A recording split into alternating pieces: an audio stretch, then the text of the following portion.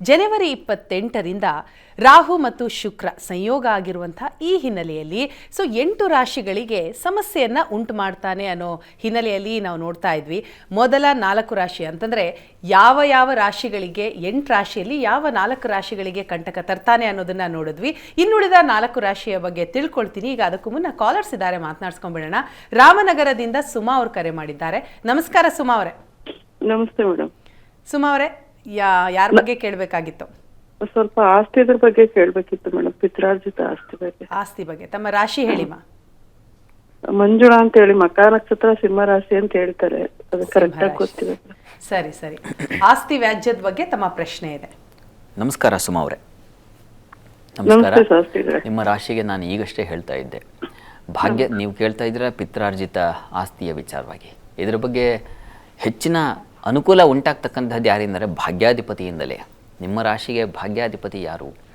ವಸ್ತುತಃ ನಿಮ್ಮ ರಾಶಿಗೆ ಭಾಗ್ಯಾಧಿಪತಿ ಕುಜ. ಅವನು ಈಗ ಲಾಭಸ್ಥಾನದಲ್ಲಿದ್ದಾನೆ. ಆದರೆ ಅಷ್ಟಮದಲ್ಲಿರ್ತಕ್ಕಂತಹ ಶುಕ್ರ ರಾಹು, ಇದು ನಿಮಗೆ ಭಯವನ್ ತೃತೀಯಾಧಿಪತಿ. ಶುಕ್ರನಿಗೆ ಹೆಚ್ಚು ಸ್ಥಾನ ಬೆಲೆ ಯಾವುದು ಅಂದರೆ ತುಲಾ ರಾಶಿಯನ್ನು ಗಮನಿಸಬೇಕು ಅಂತ ಹೇಳುತ್ತೆ ಶಾಸ್ತ್ರ. ಹೀಗಾಗಿ ಅಲ್ಲಿ ಆತಂಕ ವಾತಾವರಣ, ನಷ್ಟ, ಕಷ್ಟ, ದುಃಖ, ವ್ಯಥೆ ಇವುಗಳನ್ನು ಸೂಚಿಸುತ್ತೆ. ರಾಹುವಿನ ಜೊತೆಗೆ ಶುಕ್ರ ಇದ್ದಾಗ ಯಾವ ಕೆಲಸ ಮಾಡಲಿಕ್ಕೂ ಅದರ ಮೇಲೆ ಅಪವಾದಗಳು ಬರ್ತಕ್ಕಂಥ ಸಾಧ್ಯತೆ ಇದನ್ನೇ ಸೂಚಿಸ್ತಾ ಇದೆ. ಆದರೆ ನಿಮಗೆ ಅವಕಾಶ ಇದೆಯಾ, ಬರಲಿಕ್ಕೆ ಸಾಧ್ಯತೆ ಇದೆಯಾ? ಆ ಪ್ರಶ್ನೆಗೆ ಉತ್ತರ ಹೌದು ಇದೆ. ಆದರೆ ಈಗಲ್ಲ, ಯುಗಾದಿ ನಂತರದಲ್ಲಿ ಹೆಚ್ಚಿನ ಅವಕಾಶ ಇದೆ. ಪ್ರಯತ್ನ ಮಾಡಿ, ಪ್ರಯತ್ನಕ್ಕೆ ಫಲ ಸಿಗುತ್ತೆ. ಒಂದು ಸಲ ಸಾಧ್ಯವಾದರೆ ಚಂಡಿ ಪಾರಾಯಣ ಮಾಡಿಸಿ, ತುಂಬ ವಿಶೇಷವಾದ ಅನುಕೂಲ ಉಂಟಾಗುತ್ತೆ. ಒಳ್ಳೆಯದಾಗಲಿ. ಸರಿ, ಇನ್ನು ಮುಂದಿನ ಕರೆ ಹರಿಹರದಿಂದ ಸುಧಾಕರ್ ಅವರು ಮಾಡಿದ್ದಾರೆ. ನಮಸ್ಕಾರ ಸುಧಾಕರ್ ಅವರೇ. ನಮಸ್ಕಾರ.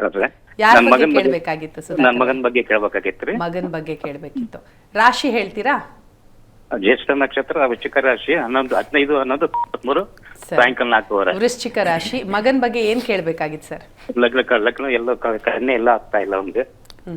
ಓಕೆ, ವಿವಾಹದ ಕುರಿತು ಪ್ರಶ್ನೆ. ನಮಸ್ಕಾರ.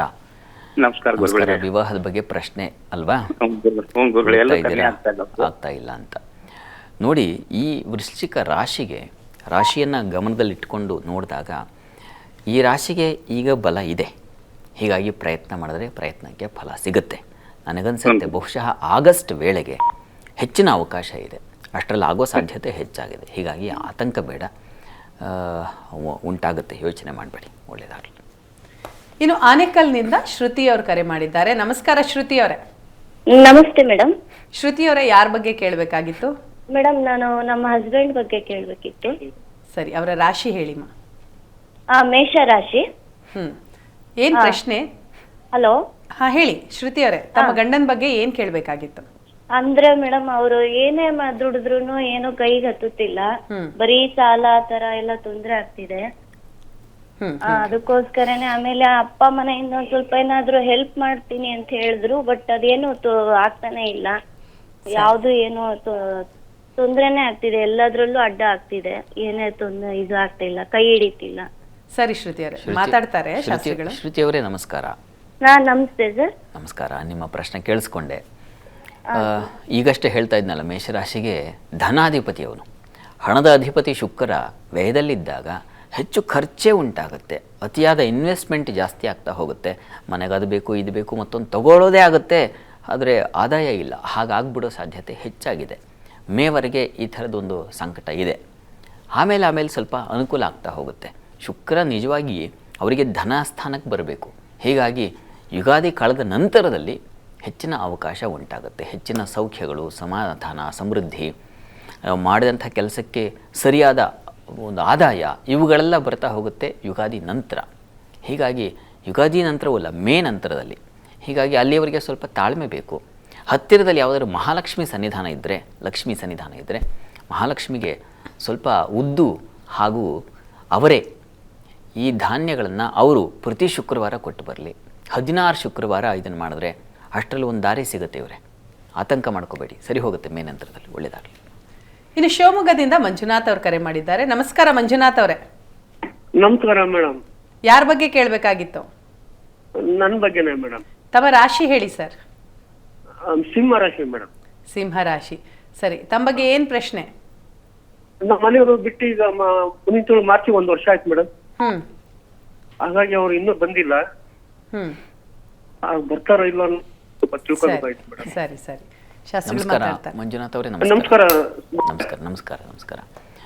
ನಮ್ಮ ಮನೆಯವರು 24 ಮಾರ್ಚ್ ತಿಂಗಳಲ್ಲಿ 26ನೇ ತಾರೀಕಿಗೆ ಬಿಟ್ಟು ಹೋದವರು. ಹ್ಮ್ ಹ್ಮ್ ಹ್ಮ್. ಇನ್ನೂ ಬಂದಿಲ್ಲ ಗುರುಗಳೇ. ಅವರು ಬರ್ತಾರೋ ಇಲ್ಲ ಡೈವರ್ಸ್ ಕೊಡ್ಲು ಅಂತೇಳಿ ಯೋಚನೆ ಮಾಡ್ತಾ ಇದ್ದೀನಿ. ಅಲ್ಲ, ಇದು ಹೇಗೆ ಅಂದರೆ ನೋಡಿಪ್ಪ, ನಿಮಗೆ ಇದನ್ನು ಡೈವರ್ಸ್ ತುಂಬ ಸುಲಭ ಇದೆ, ಅರ್ಥ ಆಯ್ತಾ? ಆದರೆ ಅದಲ್ಲ ಜೀವನ. ಹೊಂದಾಣಿಕೆಯಲ್ಲಿ ನಡ್ಕೊಂಡು ಹೋಗ್ತಕ್ಕಂಥದ್ದು ಸಂಸಾರ. ಹೀಗಾಗಿ ವಿವಾಹ ಅಷ್ಟು ಜನರನ್ನು ಕರೆಸಿ ಅಷ್ಟೆಲ್ಲ ನಾವು ವೈಭವದಿಂದ ವಿವಾಹವಾಗಿರ್ತೀವಿ ಅಂತಂದರೆ ಅದು ಬಿಡಲಿಕ್ಕಲ್ಲ, ಇದ್ದು ಗೃಹಸ್ಥಾಶ್ರಮವನ್ನು ಸಂಪನ್ನಗೊಳಿಸ್ಕೊಳ್ಳಿಕ್ಕೆ ಅಲ್ವಾ? ಹೀಗಾಗಿ ಬಿಡೋ ಯೋಚನೆ ಬಿಡಿ. ಅವರ ಹತ್ರ ಕೂತು ಒಂದು ಸಲ ಸಮಾಧಾನವಾಗಿ ನೋಡಿಪ್ಪ, ಇದು ಏನು ಗೊತ್ತಾ, ಮಾನಸಿಕವಾಗಿ ಬದಲಾವಣೆ ಬಹಳ ಮುಖ್ಯ. ನೀವು ಬದಲಾಗಬೇಕು, ಅವರು ಯಾವುದೋ ಒಂದು ವಿಚಾರದಲ್ಲಿ ತಗಾದೆ ಬಂದಿರುತ್ತೆ. ಸಹಜ, ಗಂಡ ಹೆಂಡತಿ ಅಂದಮೇಲೆ ಜಗಳ ಇರುತ್ತದೆ. ಆದರೆ ಇದರಿಂದ ಹೊರಗೆ ಬರಬೇಕಿದ್ರೆ ಮನಸ್ಸು, ಮನೆಯೇವ ಮನುಷ್ಯಾಣಂ ಕಾರಣಂ ಬಂಧ ಮೋಕ್ಷಯೋ ಅಂತ. ಹೀಗಾಗಿ ಮನಸ್ಸನ್ನು ತಿದ್ದುಕೊಳ್ಳದೆ ಇದ್ದರೆ ನಾವು ಮಾಡಿದ ಪೂಜೆಗಳೆಲ್ಲ ವ್ಯರ್ಥವೇ ಆಗ್ತಾ ಹೋಗುತ್ತೆ. ಈ ಪೂಜೆ ಮಾಡುವ ಉದ್ದೇಶವದೇ ನಮ್ಮ ಮನಸ್ಸು ಬದಲಾಗಲಿ ಅಂತ ವಸ್ತುತಃ. ಹೀಗಾಗಿ ಸಾಧ್ಯವಾದರೆ ತಾವು ಐಕಮತ್ಯ ಮಂತ್ರ ಅಂತ ಬರುತ್ತೆ, ಸಮಾನೋ ಮಂತ್ರ ಸಮಿತಿ ಸಮಾನಿ ಅಂತ. ಅಲ್ಲಿ ಮನಸ್ಸುಗಳನ್ನು, ಚಿತ್ತವನ್ನು ಎರಡನ್ನು ಸಮಾನ ಮಾಡು, ನನ್ನ ಆಕೆಯ ಮನಸ್ಸನ್ನು ಅಂತ. ಇದು ತುಂಬ ವಿಶಿಷ್ಟವಾದ ಮಂತ್ರ, ಐಕಮತ್ಯ ಮಂತ್ರ ಅಂತ. ಅಲ್ಲಿ ಎಲ್ಲಾದರೂ ಈಶ್ವರ ಸನ್ನಿಧಾನದಲ್ಲಿ ಚೆನ್ನಾಗಿ ಮಂತ್ರ ಬಲ್ಲವರನ್ನು ಹೋಗಿ ಕೇಳಿ, ಐಕಮತ್ಯ ಮಂತ್ರ ಅದರ ಪಾರಾಯಣ ಮಾಡಿಕೊಡಿ ಅಂತ. ಆ ಪಾರಾಯಣ ಮಾಡಿಸಿ ಇಬ್ಬರ ಮನಸ್ಸು ಬದಲಾಗುತ್ತೆ. ಒಂದು ಪ್ರಯತ್ನ ಮಾಡಿವರೆ.